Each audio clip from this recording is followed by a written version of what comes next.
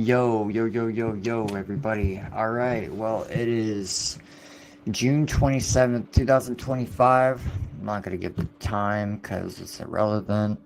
But it is a time and it is a day, and New York has had something really interesting happen to it. For the first time in history, they have now had a Muslim American uh, win the nominee to be the mayor for New York City. Um, so we're just gonna see who it is and who he is, and we're gonna see his views with this one-on-one interview that we have with CBS. I don't really have a lot of time, so it's just a really quick video, just so we can get it out to the surface so people can see it and have a thought of their own, in case you haven't gone and seen this yet, or any of this, we're right here to watch it. So let's see really fast from a 5-minute video what we hear from them, and kind of just go with our own opinion, our own thought process. That's what we always need to do. We always need to follow our own thought process. Don't be a sheep and follow the masses. Make your own assessment. That's what we're always talking about, is making your own assessment and making your own views. Don't just listen and say, oh yeah, I'll agree with that because everybody else is agreeing with it. If you disagree with something, stand true to that. So if there's something that I hear that I don't agree with them on, I'll say something. Even if I agree with it, I'll say something. So let's get into it. Well, how are you feeling after Tuesday night? I'm feeling very good. I'm feeling very thankful. You know, the support that we saw from New Yorkers just in this first Zohran, round. We received more votes than Eric Adams did Mamdani. in total in 2021. I don't want to say his name wrong. A mandate to deliver a city that New Yorkers can actually afford. Hardcore. That's going to be our focus over the course of this campaign and the administration. At what point in the night did it occur to you that you actually pulled it off? In total. One thing you always need to look at within politicians, look at their body language. Watch how either they're holding their hands, they're using their eyes, look how their mouth is moving. It's called NLP, neurological learning placement. Start looking at the verbal, nonverbal communicational signs. And that's what a lot of people miss. You miss the whole picture because you're listening to what this person is saying, but there's a whole different code going with body language that we don't know about. So you need to watch people's body language and see how their body moves with their words. In 2021, and it shows a mandate to deliver a city that New Yorkers can actually afford. That's going to be our focus over the course of this campaign and the administration. At what point in the night did it occur to you that you actually pulled it off? When Governor Cuomo called me. That was a moment when I realized that it wasn't just the early vote totals we were looking at, that this was in fact going to be something that would sustain through election night as well.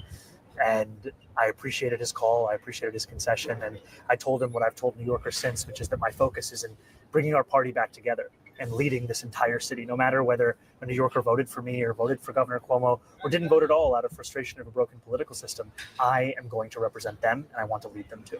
Yeah, I mean, so you're running for mayor, which yes is high profile, but still a local job. Do you feel like you have the eyes of the whole Democratic Party on you right now?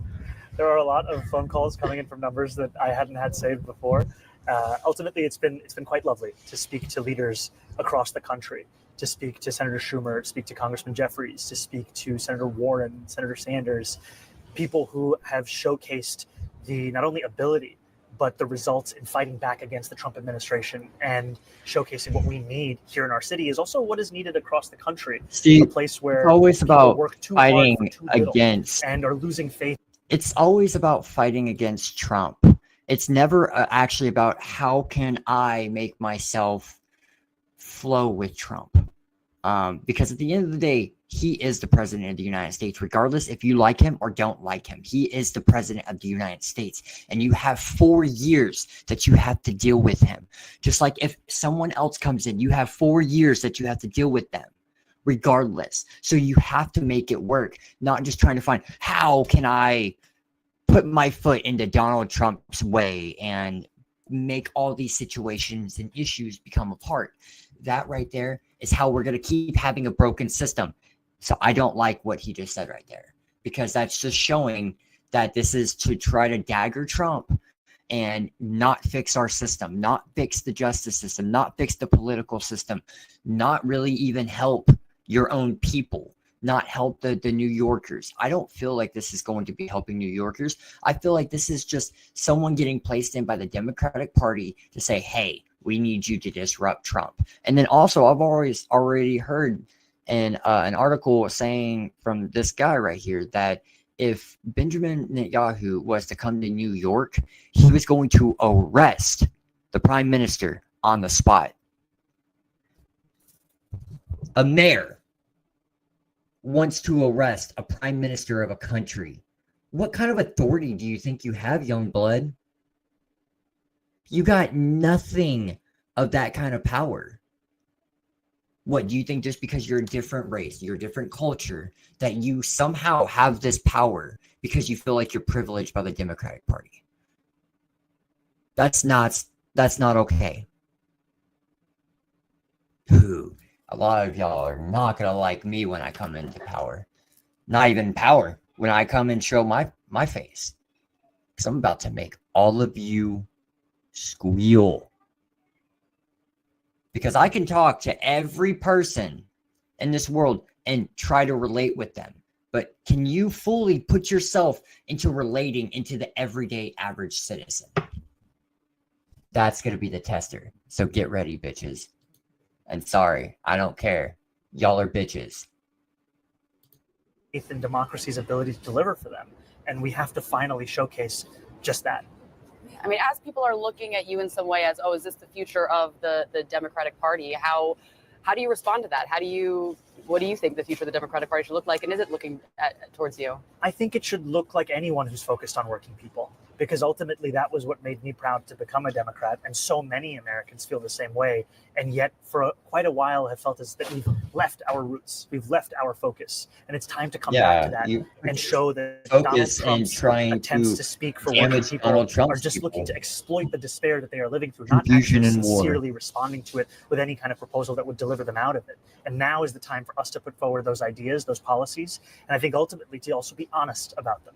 Because the thing I found from New Yorkers is the thing that we hate more than a politician we disagree with is one we can't trust. And throughout this campaign, I've been very clear and consistent about what I believe, and also that there may be those who disagree with me, and I still tell them in the words of Mayor Koch, if you agree with me on 9 out of 12 issues, vote for me. 12 out of 12, see a psychiatrist.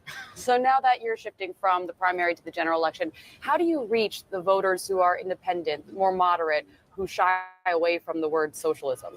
You know, we won a number of neighborhoods that Donald Trump won.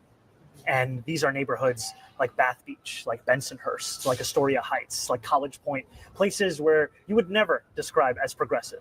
And yet we won them by focusing on a message of affordability, because it is a message that binds all New Yorkers. And I've actually found that it's just as compelling to independents and Republicans as it is to Democrats. And even in polling around our major policy proposals of freezing the rent, making buses fast and free, delivering universal childcare, we found sustained support amongst independents and even Republicans. And I think about the young man who drove up to me on election night on his motorcycle, took his helmet off, asked me if he could vote.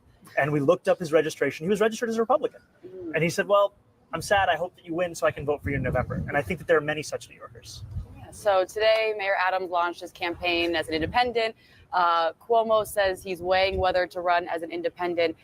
If they both run, they could share some votes. So do you want Cuomo to run in this general election? Ultimately, I'm confident of winning this race no matter who's running in it, because what we've seen is that we're bringing people back to the Democratic Party, and we're stitching together a coalition that Eric Adams himself had in 2021, but we're going beyond it, and we're going to actually deliver for that coalition as opposed to betray them in the manner that he has. So you don't think it matters if you're running against just the mayor, against both the mayor and the governor? I've said from the beginning of this race that I am going to be critiquing disgraced executives of the past and the present. And ultimately, we've defeated one, and now's the time to defeat the next. Your critics say you ran on these promises that a mayor doesn't have the authority to deliver on free buses, raising taxes. What's your strategy for accomplishing all that? Building the movement that brought us to this point. Those are the same critics who would have told you we couldn't even clear 5% when we launched this campaign. And we won this race without even going to ranked choice voting. Ultimately, it's a sign of a different kind of politics. And I'm already hearing from colleagues in the state legislature their excitement on delivering back to working people. And I know that there's a hunger for these very proposals. Are there any voters that you didn't get a chance to reach out to, or you didn't feel like you reached out to enough in the primary that you're really going to be focusing on in the general? There are so many. And part of it is because when I started this race, I was at 1% name recognition. That's being charitable to myself. And there were many doors that I could not open, many churches that I could not visit, many synagogues that hadn't heard of me. And ultimately, as we got closer to election day, those doors started to open. But there's only so many visits you can do in the last few months. And now we have been given this gift of a few more months to introduce myself again and make sure that New Yorkers know who I am beyond the more than $20 million that was spent in 30-second attack ads or mailers or radio commercials, and say who I am and what I'm fighting for, and that the person I'm looking to represent is them. Thank you so much. Thank you. It's good to see Such you. a pleasure. Well, Have you ever wondered? Actions speak louder than words. So if you say that you are for them, then I hope that you are for the New Yorkers of New York, and not just to bleed your own pockets and help the Democratic Party try to destroy the Republican Party, because that's all we're dealing with now, is people trying to destroy each other's parties. So I love to hear the fact that people are now starting to run as independents, because it's showing that everybody is getting tired of y'all's bullshit, because that's all y'all do. Y'all just fight at each other. You don't actually help us. You're fighting at each other, and you're having us in the middle. So y'all are fighting like school kids. So daddy's got to come in and put y'all in timeout. I'm done. I'll see y'all later. This was just a breakdown, just to see who we have that could be the mayor of New York City. So, peace out, guys. Much love and respect.